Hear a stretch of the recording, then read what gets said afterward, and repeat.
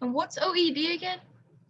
The English Dictionary, the Rolls Royce of English language dictionaries. Okay. I've got a general, it kind of works for all my classes. So this one's more of a literary, lecture, but just know that y'all can vary off of that if you want to. I think it's the same as 103. Let's just check. 103 honors.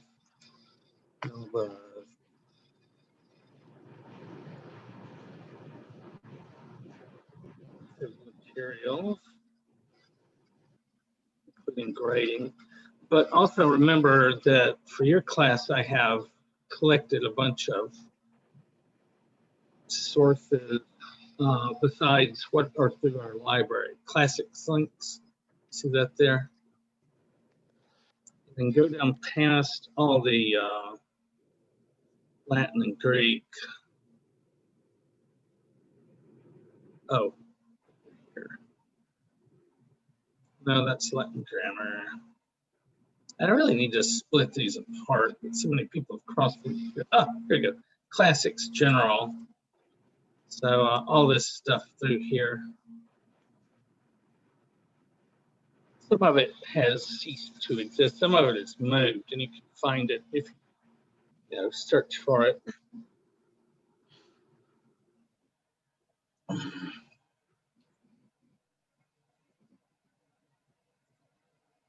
Logging for the demos. What even was that?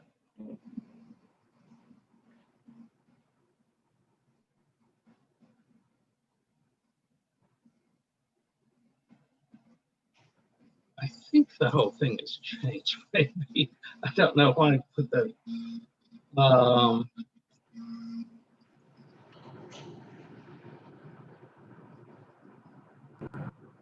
it doesn't really. All right. Any more questions before we do the roll? Oh, done. How about that?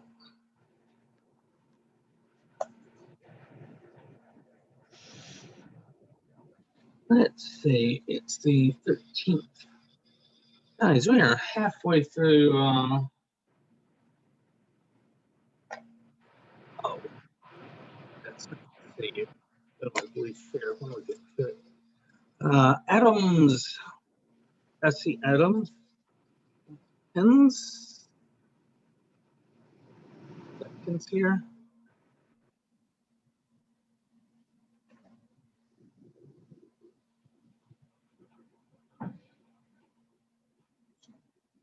I do see Atkins.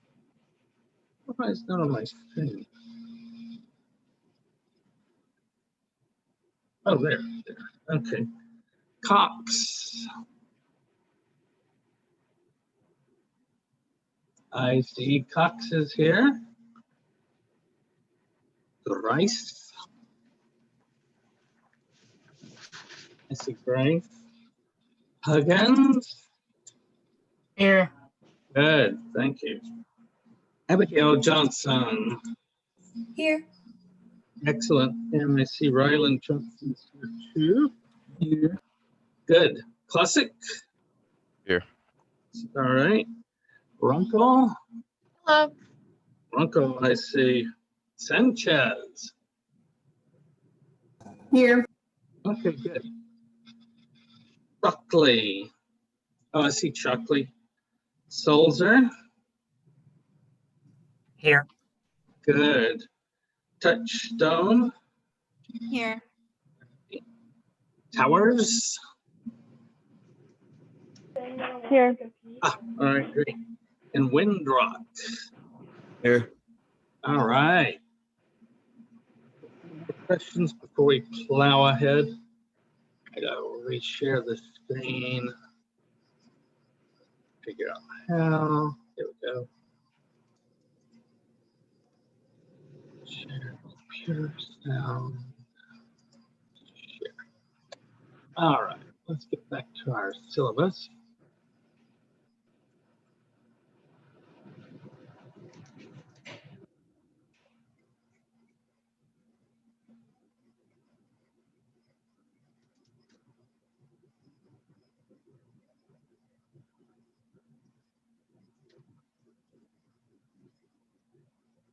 boy.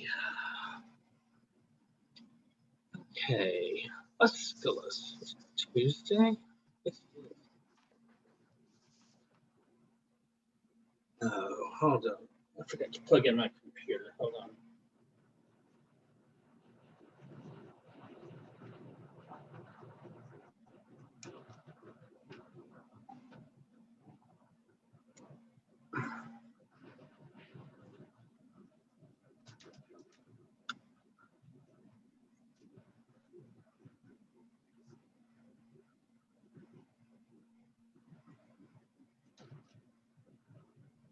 All right, hopefully that'll keep us blinking out in the middle. Now, I think we had a PowerPoint we saved.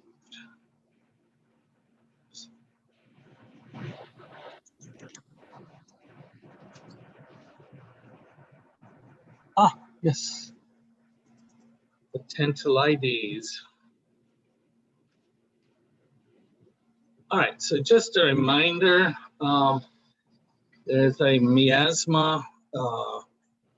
It's like a blanket of pollution, and in this case, it's kind of moral pollution, not just physical, but the crimes that have been committed in this city have left a mark there. Same thing happens at Oedipus Rex. He's trying to lift a miasma when he does his research into how dear old dad passed away. And these characters are driven by Ati, which is this blind search for revenge to continue the crime spree from one to another.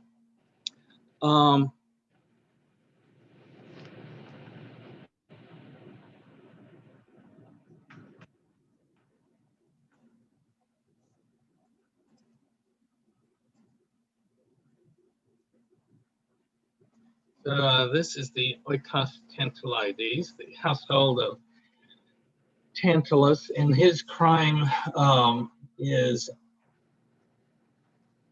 bringing consequences that unfold generation after generation. And so by the time we get to the trilogy by Aeschylus, we're pretty far down. All these people have died. There's some of these that are still alive, but yeah, this is picking up at the end of the Trojan War. So the Greeks have been away for 10 years. King of Kings Agamemnon comes striding back in like a lion, which is the way he always strides. Somebody once asked George Bush why he strutted, and he said, here in Texas, we call that walking. So Agamemnon struts. He doesn't just walk along. Where is our background on Aeschylus? It's here. There we go. Good. Okay, we're not doing Prometheus Bound this quarter. So let's do the introduction to the Orestia. The Orestia is the last trilogy of Greek tragedy. Now, if you look at Sophocles, I think it's Sophocles and his Oedipus-related plays, there are 3 of them, but they aren't from the same tragic trilogy. So you're just mixing and matching. They don't really, not supposed to go together originally. We talked about Ati, distraction, folly, delusion, judicial blindness, sent by the gods of ruin, out of proportion. So that the law of revenge in the Old Testament is life for life, an eye for an eye, a tooth for a tooth, a life for a life. Here, though, they go too far. destroying the city of Troy because Paris ran off with Helen. Obviously, that's out of balance. And everything else is out of balance.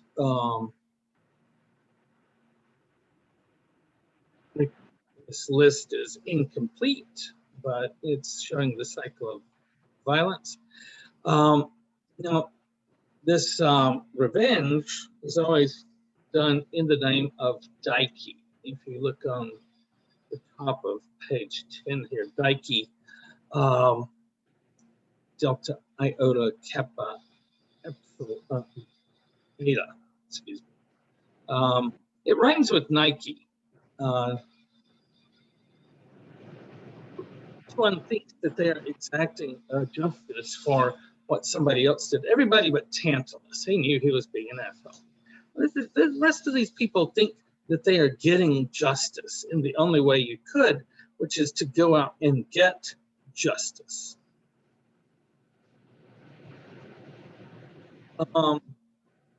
Clytemnestra and Aeschylus think they are getting justice. Everybody thinks they're getting justice by their actions. Agamemnon, he's simple. This is the Agamemnon we know and roll our eyes at from the pages or scrolls, if you will, of the Iliad. His character is set by our previous encounters with him. So Aeschylus doesn't develop the character of Agamemnon or give it a strange twist. He's like, George Washington in a movie is going to act a certain way. Abraham Lincoln is normally going to act a certain way unless you make a movie titled Abraham Lincoln, a Vampire Killer. And then it's going to be something different. But this is not putting an ironic spin on the old story of Agamemnon. We recognize him immediately. He's pride, he's got hubris, he's arrogant. He's pretty much ruined the Greeks as well as the Trojans. Now, he and his wife have both been having the sex with other people while he's gone. But here's the thing. Patriarchy is a, what's the word for it? Double standard system. So there's one standard for men and another standard for women. So it's okay for men to sleep around. That doesn't threaten patriarchy. But women sleeping around does. Now, Clytemnestra, if you remember, talked about this. She had a daughter named Iphigenia that Agamemnon chose to kill. And they say it's not a major motive in Hammond, but I don't know. I think that's what got it started. That Agamemnon, how I hate that Agamemnon. I would kill him here or there. I would kill him anywhere. Somebody did this play up as Putting Eggs in Ham. It's really pretty funny. But once she starts hating him, she finds more and more reasons to hate him. And at this point, in addition to the beginning, she's also being in a relationship with Aeschylus. And so if she waits from the time that he appears to lay her trap, if she doesn't have a trap laid, it's going to be too late. As soon as he reestablishes his authority, he will off with her head. And also she wants to rule herself. Let's take a look back at the play.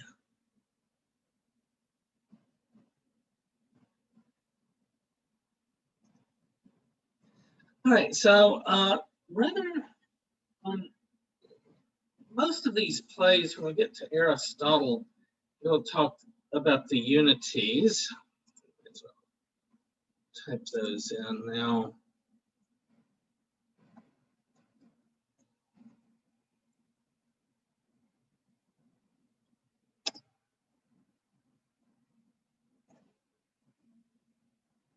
Slow down, Bruce. Okay, there we go.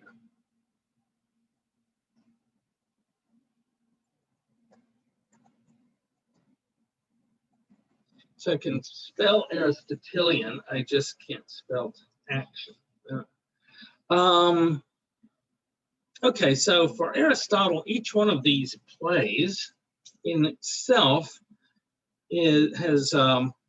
takes place in one time, at one place, and there is one action. But there's this weird thing that happens in this play, or a Greek play, where we have two scenes. We have the watchman giving her the signal, the beacon light.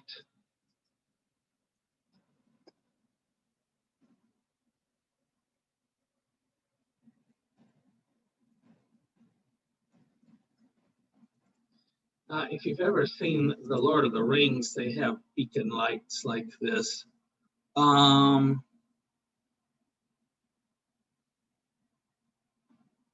So, of course, it's not, I don't know, Greek is kind of mountainy. Greece is kind of mountainous. Maybe that's it. No, that's not it. So just at the top of a hill, you will have a beacon fire there.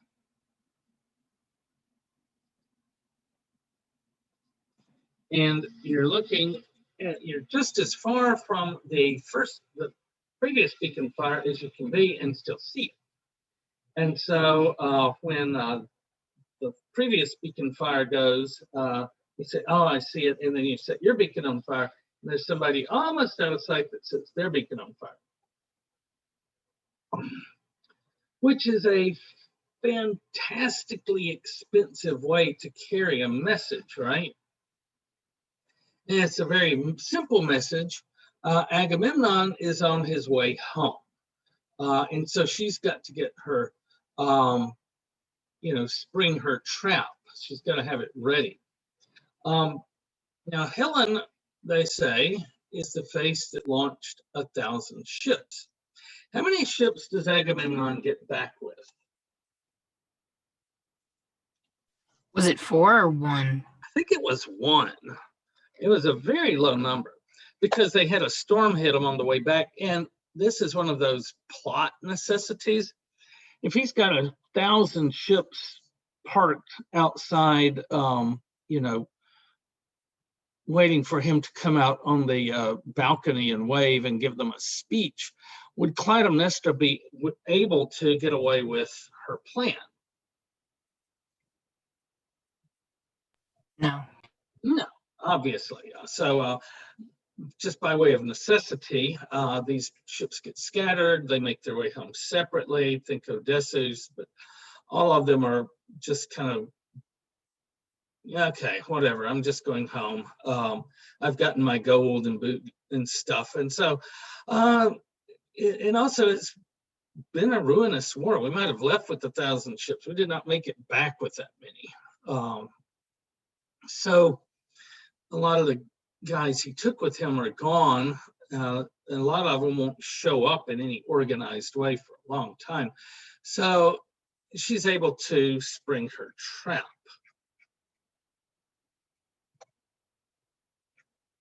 The strophe, antistrophe, epo, these are dances.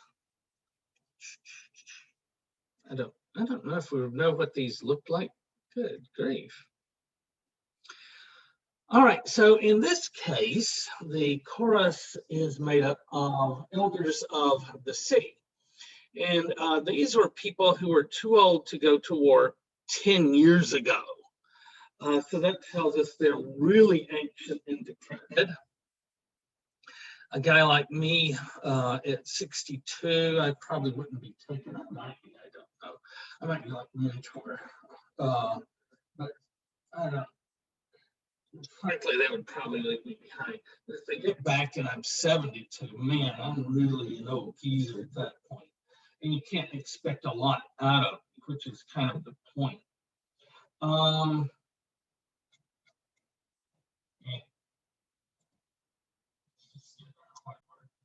yes, whiteboard.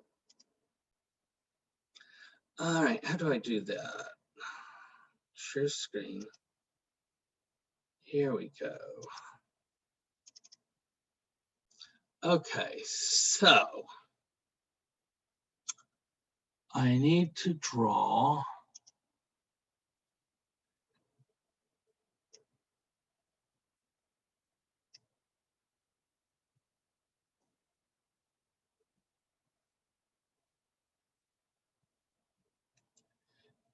usually I draw really, really great, but okay, we're in a chariot. It looks like it's tipping over.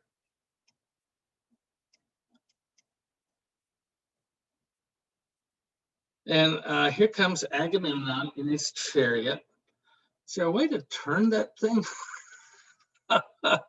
It's making me dizzy. Okay, I can't stand it. I'm going to try it again. All right, second try. Draw. Draw, damn it.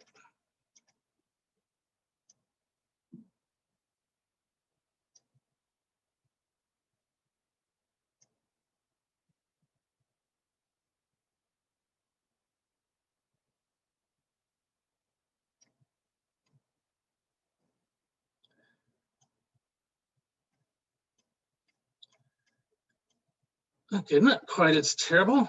All right, so we get to the main action of the play. And here comes Agamemnon, king of kings, riding up in hill in his chariot because he's Agamemnon, right? Got his crown on. He's just so happy that he's the greatest king that's ever been. I'm so awesome. And Clytemnestra meets him. What does she meet him with?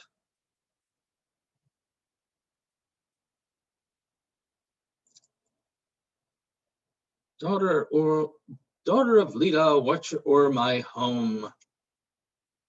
Thy presence befits mine absence long.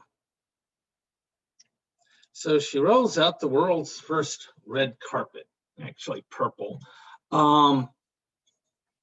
Very expensive.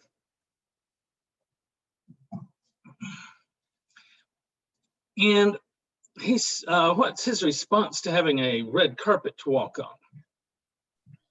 He refuses because he doesn't want to be like godlike. Right. Oh man, this is too priceless. I can't possibly walk on this.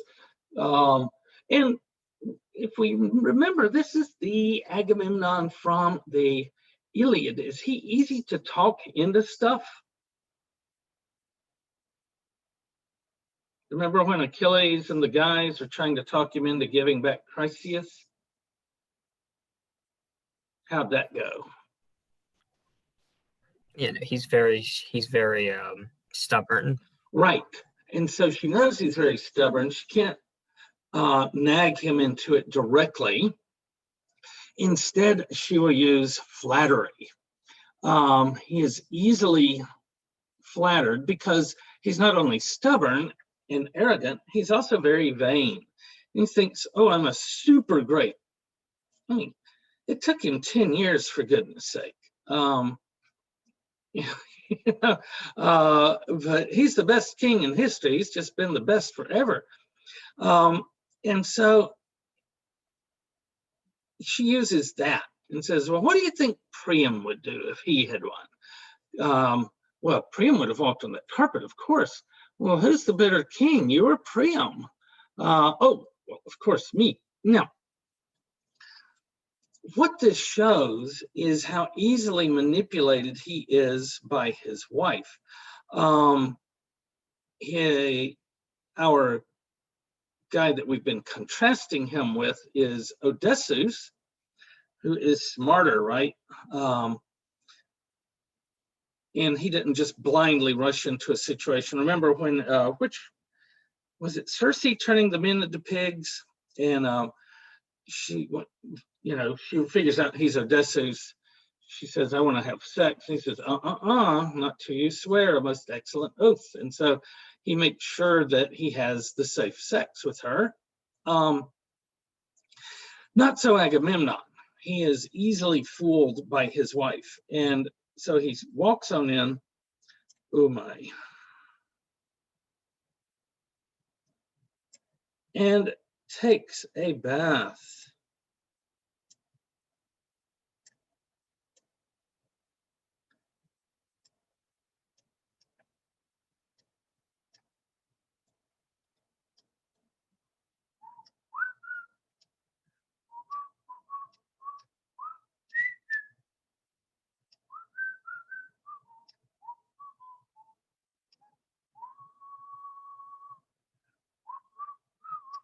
Hey, you want to keep that crown on while you get your bath? Sure, because I'm the king, and she's got all the most beautiful maids in the palace there to help bathe him, and wouldn't that be great? Kind of some sexy time. And he says, yes, of course, because we've just seen he's easily tricked by her feminine wiles. Now, these are Greeks. They invented the stereotypes that we're trying to deal with still today. So don't be surprised. But he has a surprise coming, because what happens to him in the bathtub? He sneaks up behind him and kills him. Yeah, she throws a net over him and then stabs him. Have you seen Psycho by Alfred Hitchcock? They have the shower scene, and it's like that. You know, some things you just can't improve on. And killing somebody in the shower with, you know, the shower curtain between you, you can't really fight back. And so she just stabs and stabs and stabs, and he dies. And again, like Odysseus, or unlike Odysseus, who made sure that before he got naked that he wasn't going to get attacked, he did not take any such precautions. And in this story, the rug and the net that she throws over him in the bathtub are kind of stand in for each other. Here's the thing about Greek plays: you never get the good stuff. So they aren't going to show anybody actually dying or even fighting that much. By the time of Shakespeare, you're getting this on-stage violence, which we long for, right? But the Greeks have more of a sense of decorum, and so this takes place inside. I wonder. Okay.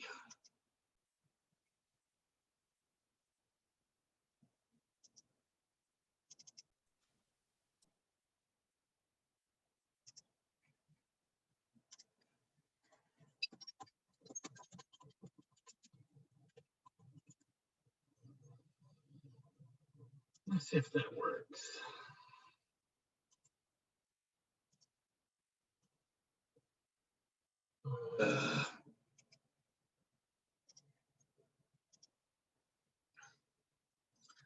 Okay, so some of this should look familiar. Skene, what word did we get from that in English? Scene? Scene, yeah, the K has taken a trip through Latin where they changed it to a C. Per odos, beside the way. Oh, the theatron, which is where everybody sits, in the orchestra. And so I think the Skene could possibly have like a building on it, not a huge building, you know, a theater.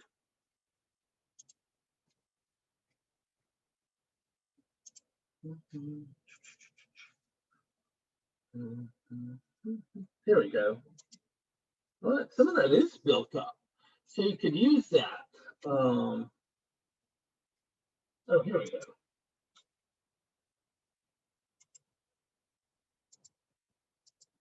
I'm not sure how much of this Skene is permanent and how much it's just a scene, but you see they've got doors and you can go back in there, and that can be, you know, and so you're going to open the doors and show Agamemnon dead, but you aren't going to kill him with people able to see you killing him the way we like to do it today. All right. Now back to the screen. whiteboard. All right, so Clytemnestra kills Agamemnon, and who is trying to warn the chorus about the tragedy that's unfolding?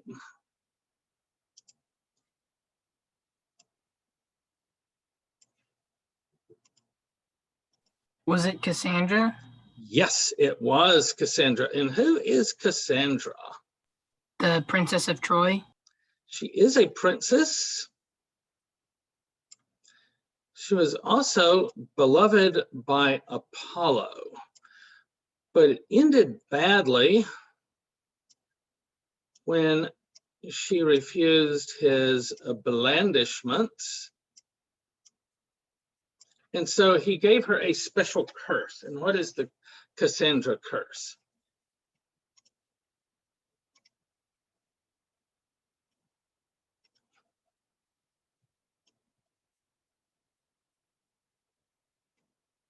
Anybody know what her curse was?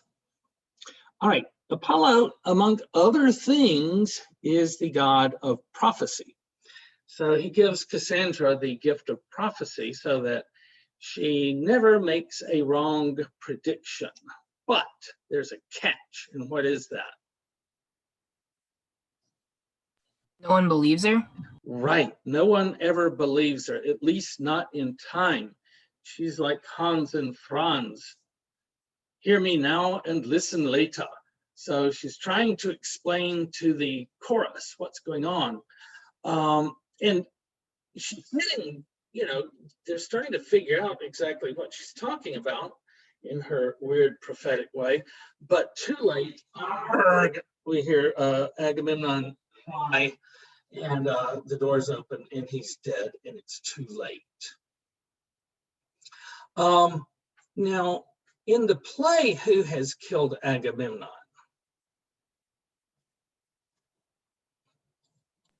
Clytemnestra?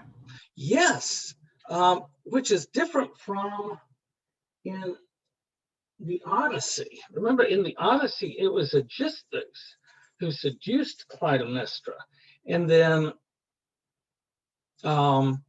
killed Agamemnon when he got home. But here, he's her paramour. He is her lover. They've been having an affair behind Agamemnon's back while he was gone. But really, it's Clytemnestra who takes the lead. Okay, so let's see.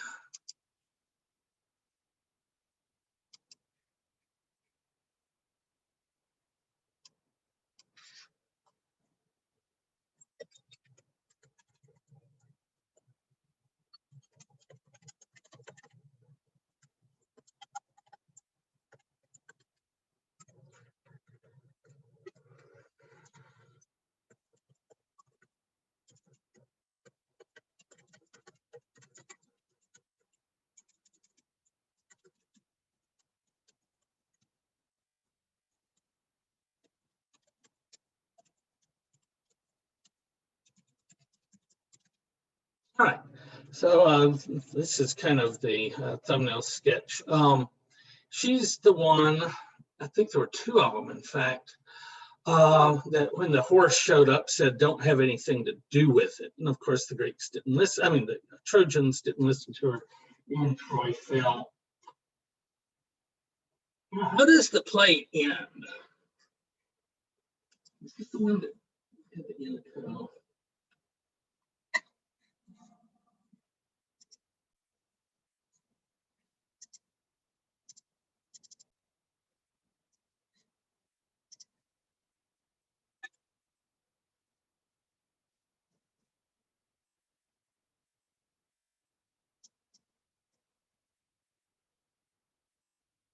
Agamemnon?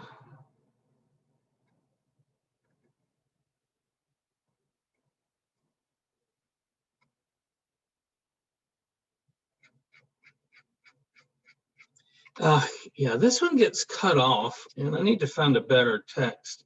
If it seemed to end in a funny way, it does. Cassandra shows back up. She comes out after killing her late husband.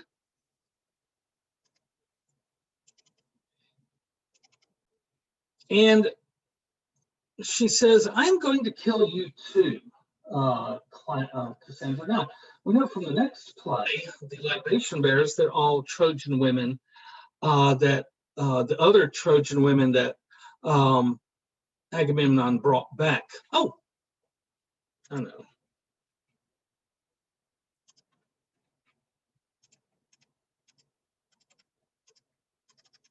How did you get that to work?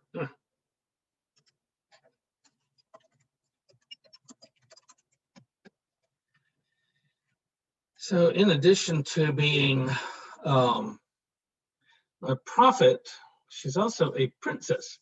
So why is it that Clytemnestra singles her out to kill and not all the Trojan women? He's the most powerful out of them all. Right, and my husband let her ride in one of his chariots. So she's just that petty, right? I didn't want him. I hate him, but I don't want him sleeping with some floozy behind my back and then riding her around in a chariot. She should be walking in chains, right? And those women she spared, but obviously Agamemnon's got a thing for Clytemnestra. Now, was this an entirely wise move on her part?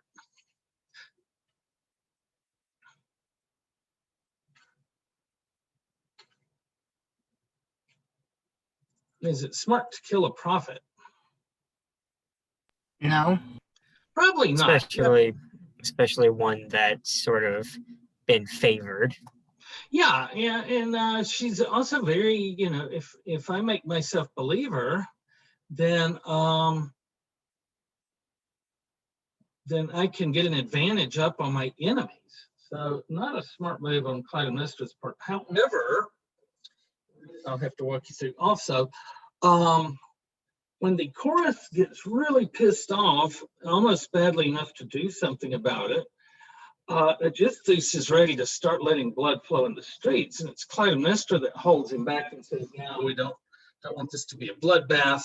We just killed the guilty party, the guy that killed my daughter, and now we'll go forward." And so she seems to be the one in charge, which is so much worse, right, for the Greek patriarchs sitting out there in the audience. Very scary stuff. All right, any questions about Agamemnon?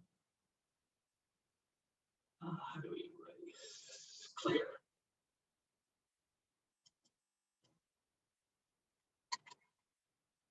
All right, let's go to tragedy 2, the libation bearers, Choephori.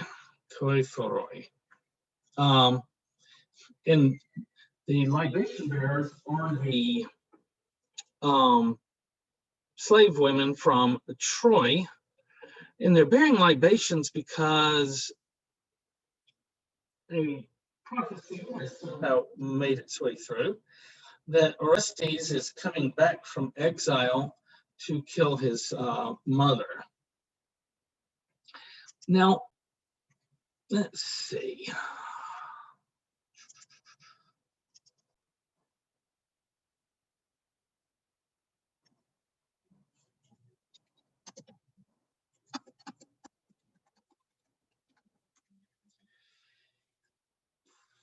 Which one of these do I like?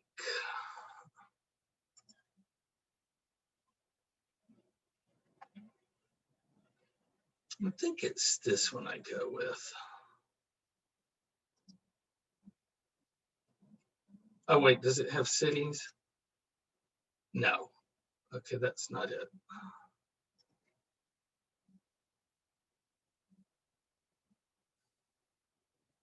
Maybe this. Okay, either too few cities or too many. I was wanting the important ones. All right, so we are down beyond the little narrow, I think they call that the isthmus. Where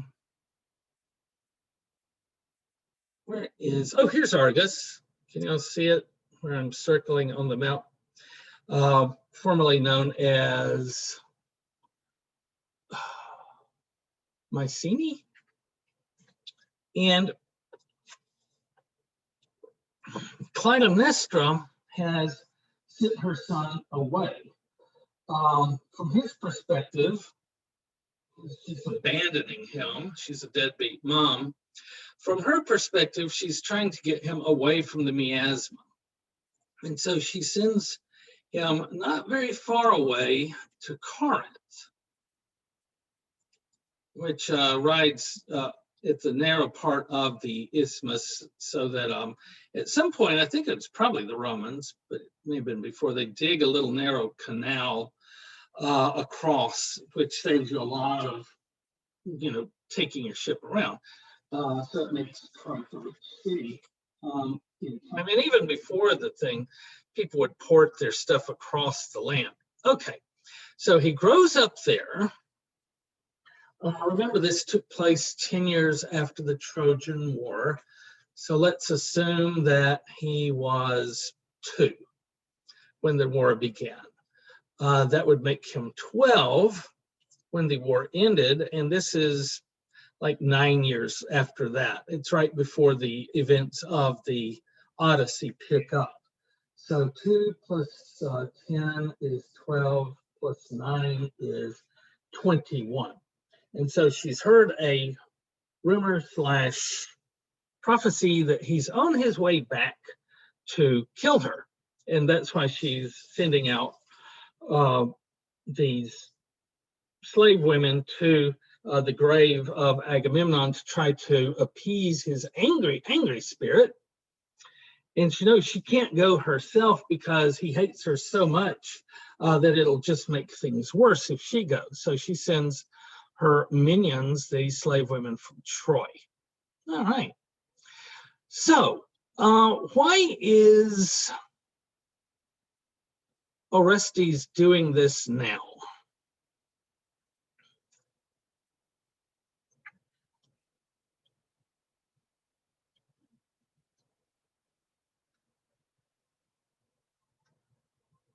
He's talking to his partner Pylades about why now. What's the reason he's coming at this point?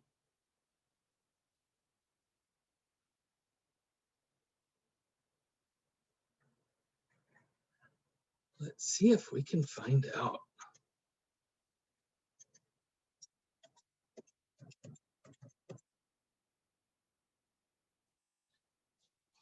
Mighty is Apollo's oracle and shall not fail me. Whom it bade to pass through all this peril. Clear the voice rang out with many warnings, sternly threatening to my hot heart the wintry chill of pain, unless upon the slayer of my sire I pressed for vengeance. So he's here for revenge at the behest of whom? His father? No, he's avenging his father, but who told him to go? Oh, Apollo. Apollo. And where would you go to hear Apollo's oracle in the ancient world?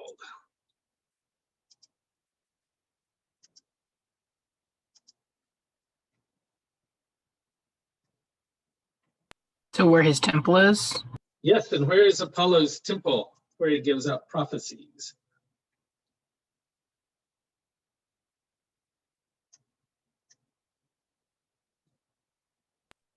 Delphi? Yes, Delphi? have you ever heard of the oracle at Delphi? That's the temple of Apollo.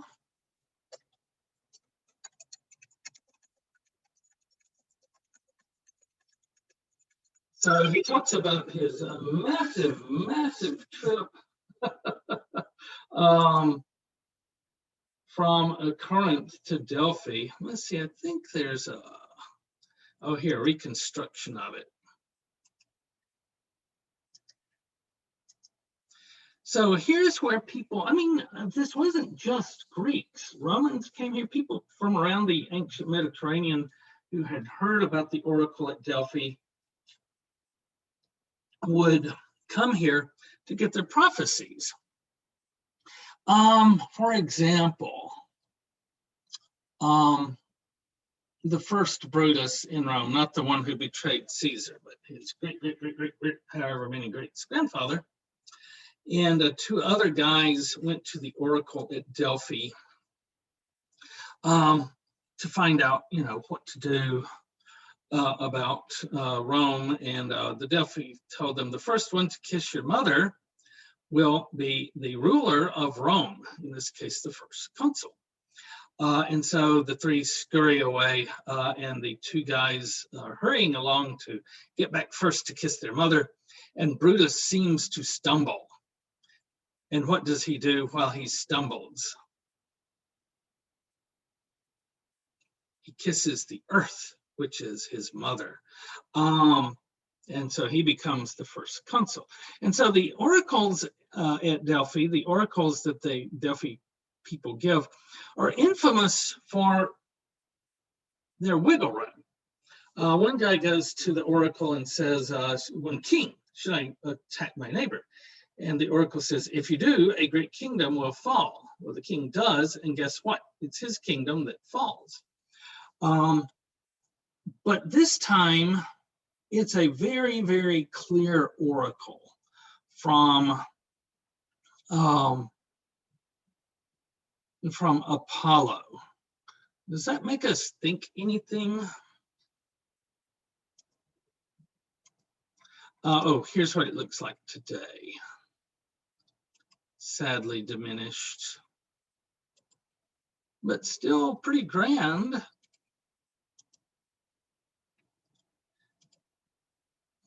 I wonder if people still go there for guidance. I bet they do. All right, so he has been given a mission, a quest to kill his mother. So he's got to make his way back around here with his friend Pylades and get down to Argus. Not a hugely long trip, but I mean, it's tougher to travel then than it is now. The roads, the ways, either walking or riding a horse. And so at the beginning of the story,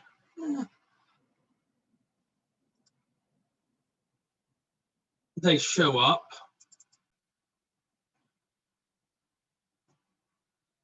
Oh, I like a bigger drawer.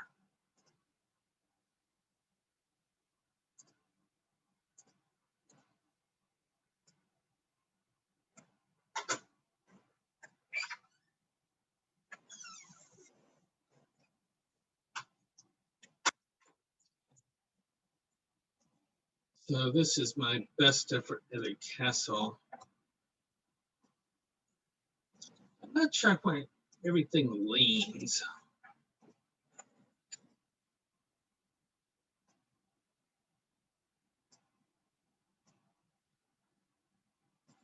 And so our first problem as travelers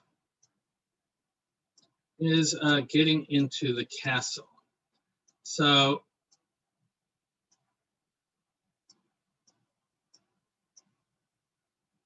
that's Orestes and that's Pylades. So they come and knock on the door. And what's their ruse for getting in the castle?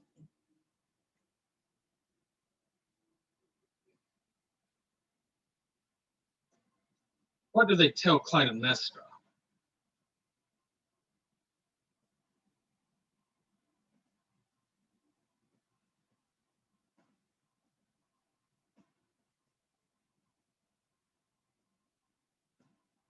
So you're supposed to actually read this ahead of time. So Clytemnestra comes to the door, which is surprising in the ancient world. The Greeks like to keep their proper ladies back in their quarters where they would do proper lady stuff and never mix with the dudes. But Clytemnestra is governing the city and seems to be doing a pretty good job of it, which from a patriarchal view is almost even worse than if she was a terrible ruler. If your point is that women can't govern and you've got a woman doing a good job of governing, that's not great for your thesis. You know, like, remember 8 years of President Obama being very competent and decent and honest, and how horrible that is for people who like to think that Black people are unable to govern. So she's been doing a pretty good job of governing, which, as I say, is even worse. So anyway, she comes out, she shows them hospitality, Xenia, and that's how we're going to get them into the castle. And he's going to say, I've got a message for you, that Orestes is dead. And so that does two things. A, it puts her, she owes him a favor, right? He's done a favor by bringing this news from afar.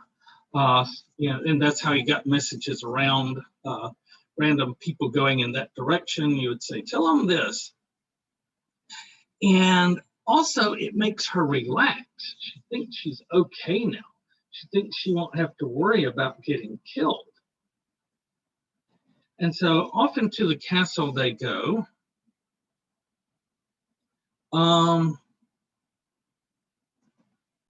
Let's go back.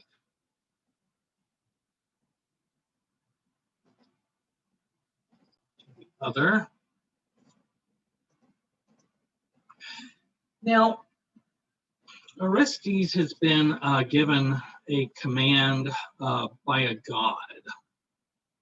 This brings us to one theory of ethics.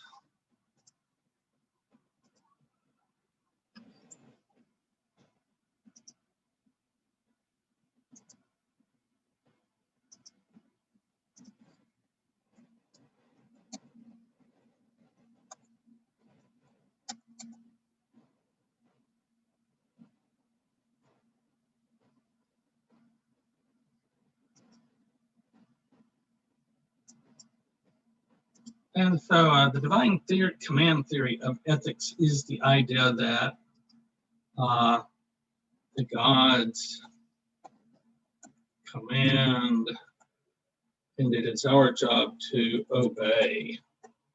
And if you just obey the gods, the will of the gods, do what the gods tell you, well, then they'll take care of you, you'll keep them happy, you'll be on the right track. And it's a very popular theory for certain religious types of people, that I'll be okay as long as I'm obeying God. And of course, how do you know it's God's will? No, in this play, we just assume it's God's will. The god, in this case, is Apollo. Now, I talked about before how we don't get much interior dialogue. He's not giving us asides. But this is a major thing, to kill your mother, even for somebody as full of hate as Orestes.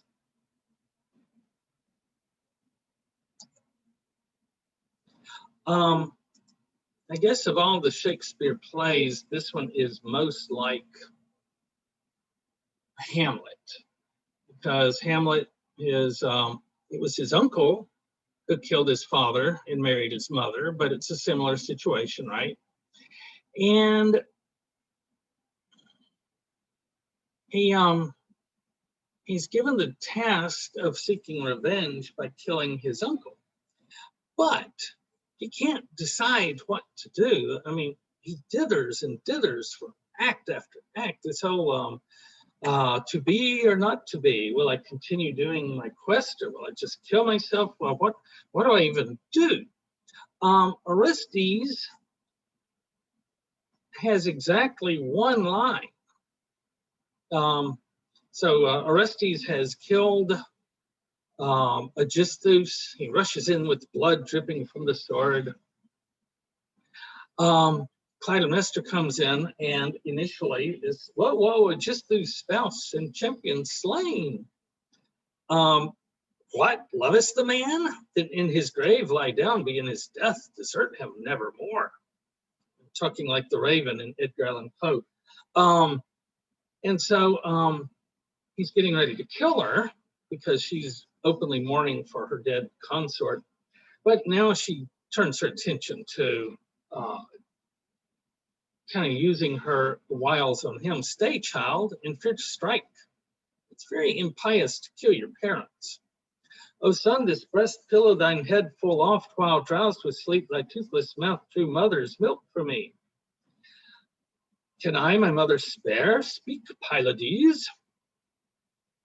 Where then would fall the hest Apollo gave at Delphi, where the solemn compact sworn, choose thou the hate of all men, not of gods. Orestes, thou dost prevail. I hold thy counsel good. Okay, I'm going to kill you, mother. Mother, I'm going to kill you. So all we get is one line. Does that mean that Orestes, the character, was not dithering this whole time? He's been gone 10 years or 9 years. He has to have been thinking of it while he grew up. And then he gets this added impetus at Delphi.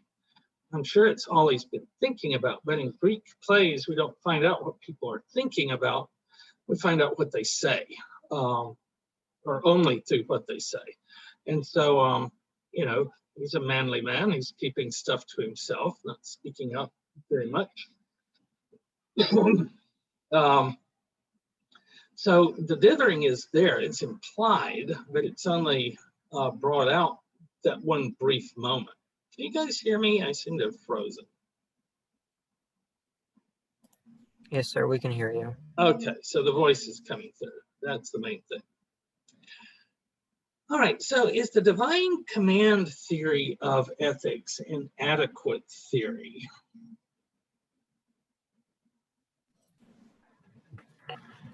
Well, it depends, I guess, in the sense of the Greek times, that would be adequate. Yeah, well, Pylades says, seek thou the hate of all men, but not the gods, plural. This God's plural who has this little scheme going? No, it's just Apollo. Just one God. Now, what did we find out in that whole apple of discord about what happens when you make one God happy but piss off some others? They hold grudges. They hold grudges. They hate thee forever. So there's one God that gave this command. This is not a hest of all the gods. And why did he give it? To avenge Cassandra? Exactly. What do we know about the relationship of Apollo and Agamemnon? Were they close? Think back to book 1 of the Iliad.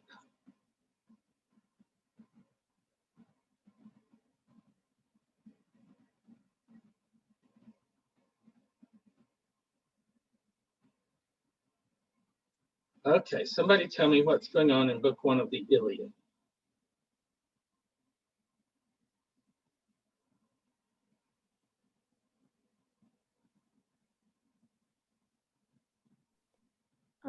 Was it Agamemnon and Achilles were fighting and Right. the women were stolen and everything? Right. What were they fighting over?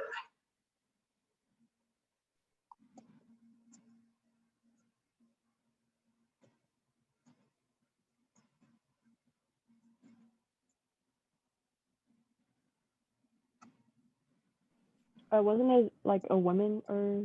Yes, it was like a woman. What woman? Chryses? Yes. And who is Chryses? Perseus. That was who Agamemnon had gotten in the war, I think, or in the battle. Right, but what was special about her? Who came to get her back? She was a priest of Apollo. Right. Who was her father? Oh, I think I did this wrong. Chryses. She's basically Chryseus Jr. And they're both serve Apollo. And so Agamemnon calls her dad names and says, I'm going to have her wait on me all day and then screw her all night. Just really crude soldier talk. And Chryseis prays to Apollo, who sends a plague upon the whole Greek army. That's how pissed off he is at Agamemnon. Now, are Greek gods likely to forget their grudges? Nope. No, it makes no sense for him to come to Orestes and say, kill Clytemnestra because she killed Apollo, because he hates Apollo. I'm glad you're dead. No, he wants revenge for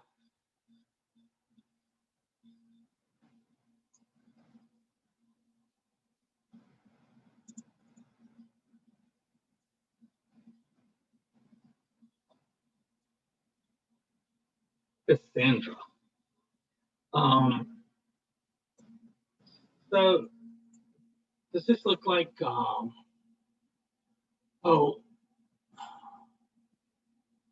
a devotion to justice, kind of the way that we would see with Moses? No. He just wants his own teeth, and he's using this kid to get it, even though he's acting like he's mad because Agamemnon's dead. He couldn't care less. He was probably happy when Agamemnon died, which is another good reason not to kill Cassandra if you're Clytemnestra, because that's the real crime that brings her down, right? If she had been respectful of Cassandra, then she's showing respect to Cassandra's lover wannabe, Apollo. And so he doesn't, I mean, it's Greek. They'd probably figure out another way to kill her.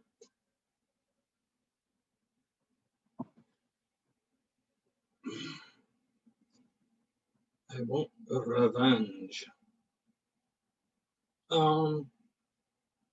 Is that mostly it? Did I talk extra fast today?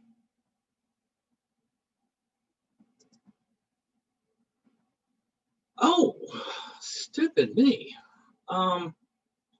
He kills Clytemnestra and they all live happily ever after. Oh, here we go. You open the doors and show where you have done the deed. The thing that you really wanted to see always happens off stage. And so after this, does he live happily ever after? What happens at the end of the play? Don't the people like turn against him? Not people.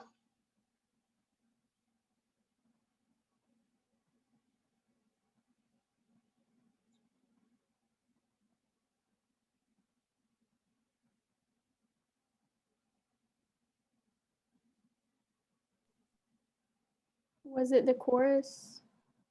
The chorus are slave women. They aren't going to do a damn thing. No, he has a vision. Look, look, alas, handmaidens, see what Gorgon shapes thronged up. So who's the Gorgon? Medusa. Right, so these women look like Medusa. Women with snakes growing out of their hair in the place of hair, dusky their robes, and all their hair inwound, snakes coiled with snakes. Off, off, I must away. Most loyal of all sons unto thy sire. See, they're praising him because he's going to be the king now, and they want to get on his good side. What visions thus distract thee? Hold, abide. Great was thy victory, and shalt thou fear? These are no dreams, void shapes of haunting ill, but clear to sight another hellhounds come. Nay, the fresh bloodshed still embrues thy hands, and thence distraction sinks into thy soul. O King Apollo, see, they swarm in throng, black blood of hatred dripping from their eyes. One remedy thou hast, go touch the shrine of Loxias and rid thee of these woes. I can behold them not, but I behold them. Up and away, I dare abide no more. And he rushes out. Okay, so that's the end of the play. Next time, we will get to the Eumenides, where we have these Furies, only this time we can see them. Where are the Furies? Here they go. So the Furies wake up and we see them. So why can we see them in play 3 but not in play 2? This is a dramaturgical question.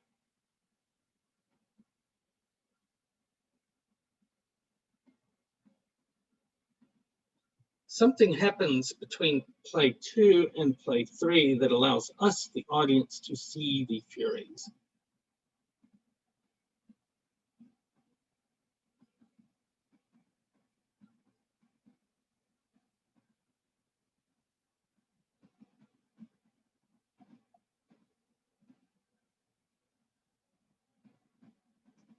The clue is right in here. Why can we now see the Furies when we could not see them before? We have more gods on our side. No, it's in that list. The ghost. Oh, there's a chorus of Furies. There is a chorus, yes. And this is the same chorus, or the same people are in the chorus that before the intermission, what role were they playing then? Gorgons. No, before the, in the play Slave women? they were slave women. So the slave women have to do something. They have to go backstage and change their outfits so that now they have gargon heads. Oh, there is a cool, this was just in the news this week.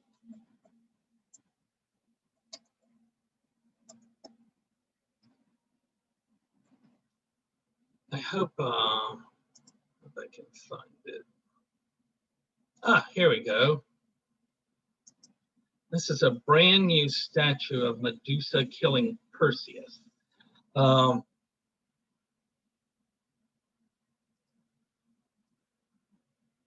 So see the snakes in her hair? Can we blow that up? So yeah, snakes for hair. She has killed Perseus instead of the other way around. Because she's mad as hell and she's not taking it anymore. You know, it's specifically a statue that's designed to signify fighting back against the patriarchy. So anyway, there is a reason that Orestes in this middle play cannot see the chorus.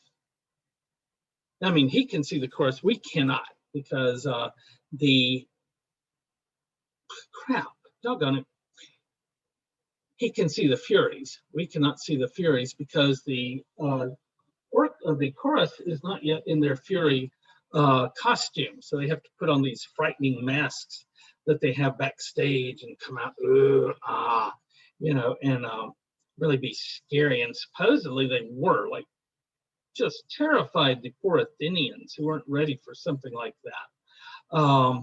Something so frightening for their chorus. Oh, yes. There was something else I forgot to talk about. Let me finish this and we won't start the next play.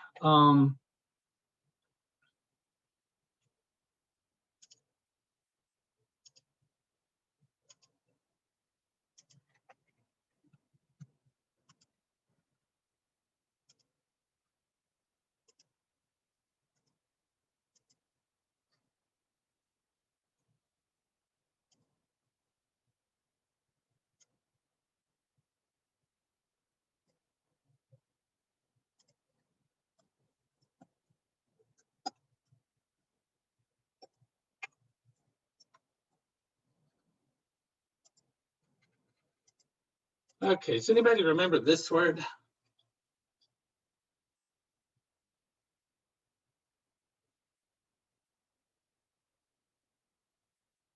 Go ahead and unmute if you have something. I think you can unmute, right? Agov. Agon. And what is an agon? What words do we get from agon? Antagonist. Yeah.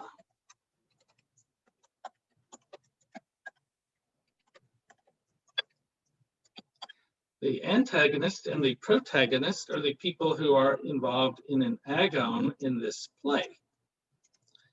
Also, we get the word agony. Agon is a contest.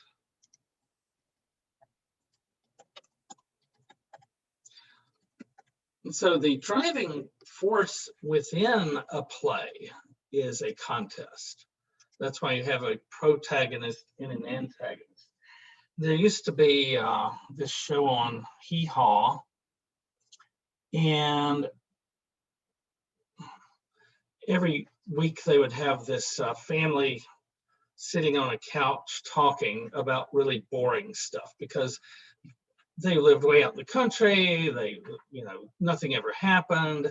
And so they just sit there and barely talk, and barely say anything. And you can maintain that as a joke for a couple of minutes, but you cannot make a whole play around a situation where there is no conflict taking place.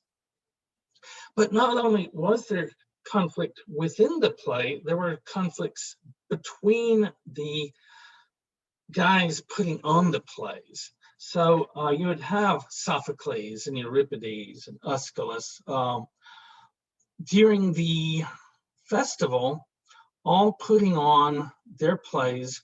And at the end of the festival, the Athenians would vote as to who was the winner. And although most of the plays have been lost, we still have the list of the winners. Like these play, this trilogy with its Seder play at the end, so it's a total of 4 plays, but 3 interrelated plays. This won the grand prize that year. That's what you fought for. There's probably money involved too, but there was also the contest. It's like the Cannes Film Festival in France, where they not only show films, but they give awards for the best films. And I think, what's the one they do up in the Rocky Mountains?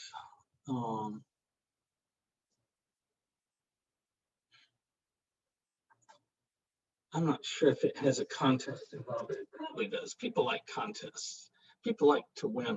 And so these plays were both, showing conflict in themselves, but there was also drama between the playwrights as who would be the winner that year. Does that make sense? All right, y'all got any questions?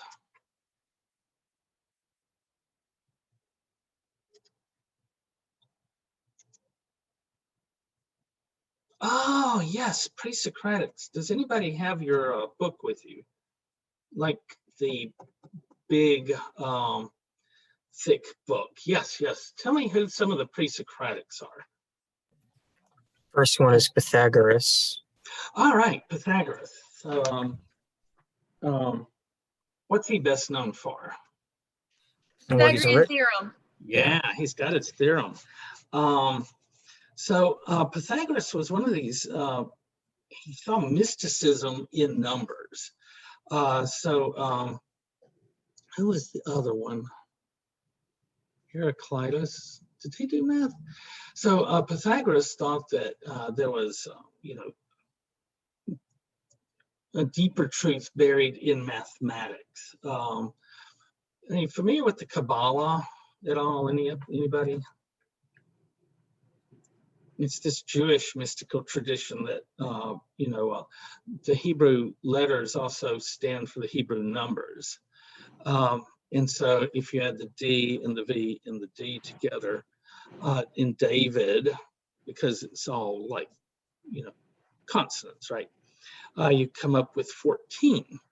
And if you look at the genealogy of Jesus, I can't think if it's Matthew or Luke, there are 14 generations to David, and then 14 generations after David, and maybe 14 generations from Adam. It's 14s. So they're arranging it because of this numerology. So numerology is a big thing. I think one of you is writing a paper on it. Is that this class? Or is that my other class? Oh, maybe it's my other class. So yeah, numerology. He thought there were these mystic answers in the numbers themselves. Was he also the one that was vegan?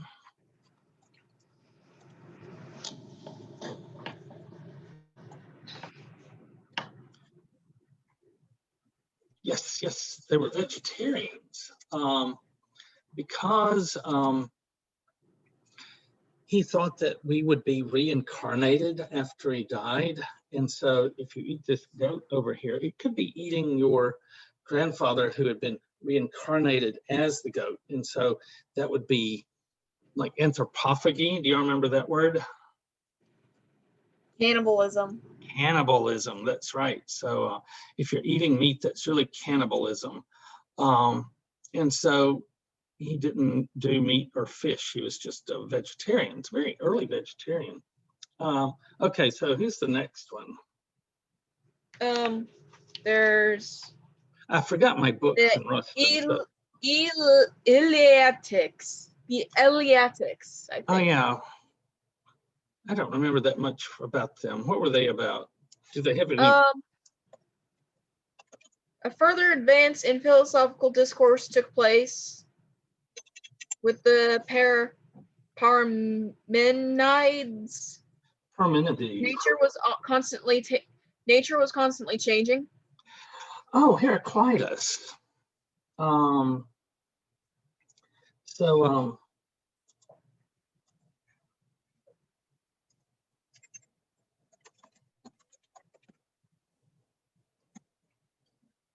Did I spell that right?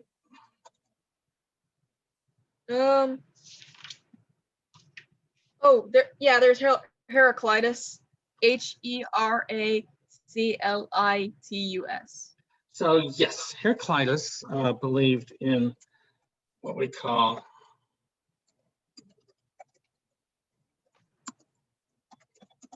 Heraclitan flux, which is everything is changing. So he has this idea that stuff is changing all the time, and that the only constant is change. You never step into the same stream twice. Why? The water has moved on, and so you're stepping into a new stream every time. And so this is something that keeps popping up through history, like some of the romantics, and I'm trying to remember which one. Wordsworth? Maybe. I wandered as lonely as a cloud. You know, clouds are a symbol of Heraclitan flux, as is the moon, as are we. You know, we change all the time. Okay, did you come across Thales in there? Thales. Thales was in there. One of the first philosophers. Majority thoughts and sources of all things were found only in class of matter. He's posited a theory that all of the world is composed of the element water. Later, philosophers rounded it out to include what other elements? Earth, fire, and air. Right. So they said, oh, water seems rather simple. Everything doesn't seem like water, but a more powerful explanatory system is if we have 4 elements instead of 1, and then they can mix together in these various ways. So they're on to something, right? It's just that they stopped. You know, the problem isn't that this was a terrible first guess, it's that we didn't make this. Well, the water was the first guess. Earth, wind, fire, and water are the second guess. We don't make the third guess until the, 1700s? So we just stopped guessing. We thought they had found the answer, and that was the problem. All right, who's next? Anaximander. I don't know if I talk about him. What does it say he did? One of those say principles is one in motion and boundless, son of Praxeades of Miletus, successor and student of Thales. said the source of an element of existing things was the boundless. Yeah, let's keep going. I don't have a lot to say about him. What's the next one? And Anaximenes. No, keep going. Heraclitus again. Heraclitus, yeah, we've talked about him though. Parmenides. I thought we talked about him. Anaxagoras. What's he do? Together were all things boundless, both in quality, not quality, in quantity and smallness, for small was boundless too. Okay, keep going. Okay. Empedocles. That sounds familiar. What's he do? The four roots, elements of all things here first. Shining Zeus, fire, life-giving Hera, earth or air, Hades, air or earth, and Nestus, water, who by her Okay. tears moistens mortal spring. So he's the one that came up with the hypothesis. And you can see how we're moving towards science, but the problem is his students should have started coming up with oxygen and stuff like that in experimentation. And a lot of these philosophers just take it out and, they do speculation, but they don't do experimentation. And after this, people just say, oh, earth, wind, fire, and water, that sounds good. Let's stop with that. So the problem in Empedocles, the problem is everybody that came after him that thought that was great and didn't look any further. Does that make sense? Mm-hmm. Because he's come a long way from water, right? All right. Who are some of the others? There's one last thing. There's Leucippus and Democritus. Democritus. What about them? Leucippus and his companion Democritus say the elements are the full and the empty, calling them what is and what is not, respectively. And of these, the full and solid, what is, the empty and rare are what is not. Yeah, I don't know. Who's the one we're missing? Who's the one from the Brown Book? Classical literature? Yeah, that one. Xenophanes. I'm having trouble coming up with his name. What's his name? Xenophanes. Yes, Xenophanes. Right. So Xenophanes has this thesis.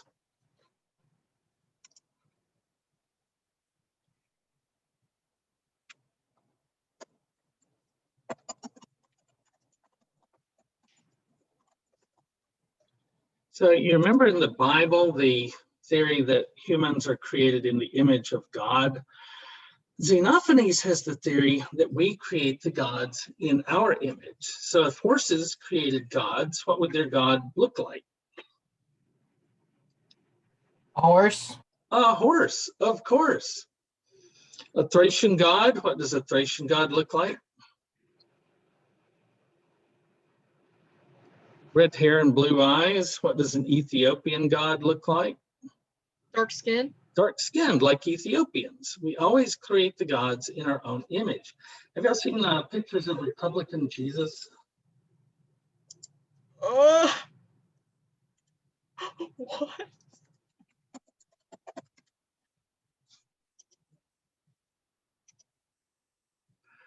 Oh, here he is with his gun. Guarding America from the liberals. There are a lot of these. Some of these do not show too well.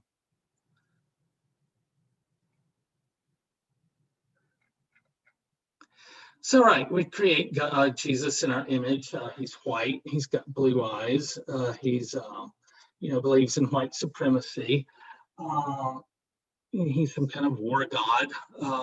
Very interesting Jesus, right? So our gods change to fit.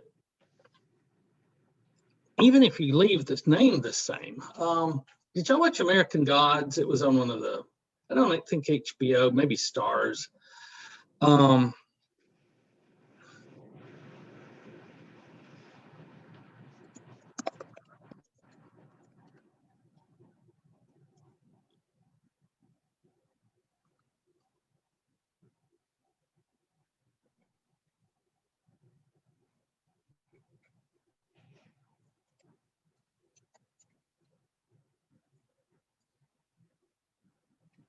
I think this is it.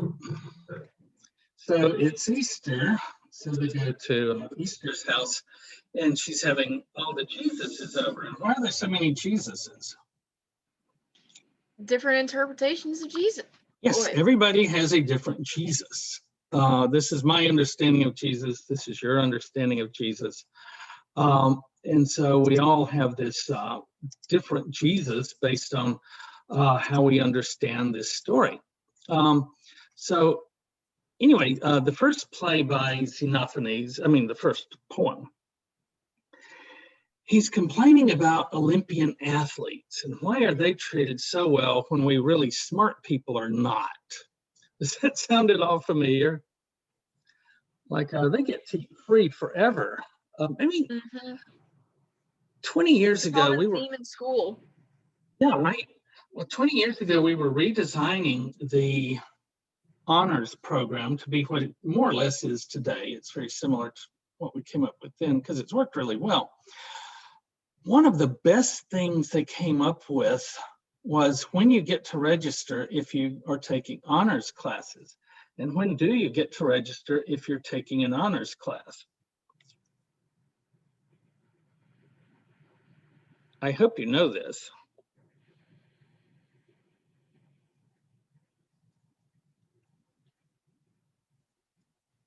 You register first. Do they still do that? I think so. Yeah, first with whom? Who else are you registering with? The The seniors. seniors? Well, no, the athletes. You get there with the athletes. So we've strained and come up with a thing that we are going to treat you as well as we treat the athletes when it comes to taking a class, which it's impossible to imagine a world where you get treated better than the athletes, right? Where you go before them. But if they would just treat you as well as them. So why is it that the physically athletic are treated, one way, and the mathletes, even the word is funny, are treated another way?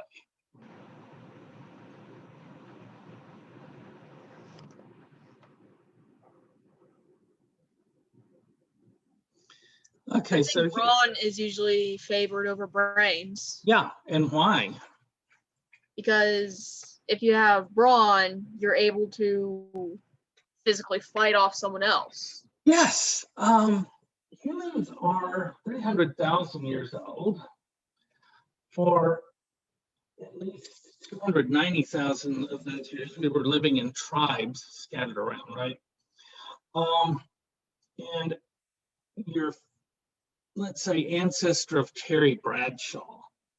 Bradshaw was this great athlete. He could throw a football so hard that they literally had to scour the earth to find somebody that would catch his throws.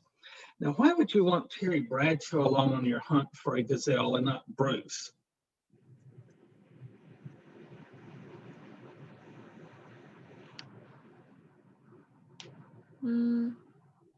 What can Terry Bradshaw do that Bruce is not so good at?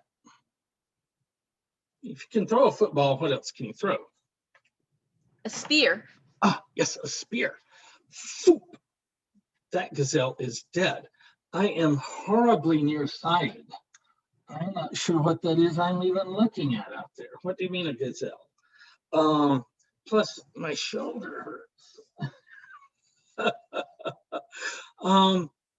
So it's nice to have smart people. They can make, I could probably make the arrowheads, right? Because I can see stuff up close, chip away at it, make your arrows. But are you going to treat the guy that makes the arrows and the spears the same as the guy that actually kills the gazelle? Very unlikely. No, I'm not bringing home the bacon. Terry is. And so he's going to be the guy that gets the attention. And a mere 10,000 years of civilization is not going to change that, most of which we've been at war anyway. And so we need our superlative athletes out there fighting. They're superlative athletes. So that's the reason for that little bit of injustice. The rest of his poems are about different, parts of his insight that we create the gods in our image.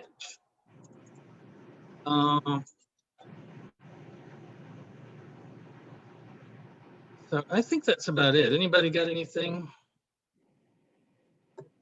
I think I may let y'all go a little early today, unless you have a question. All right, see you guys Thursday.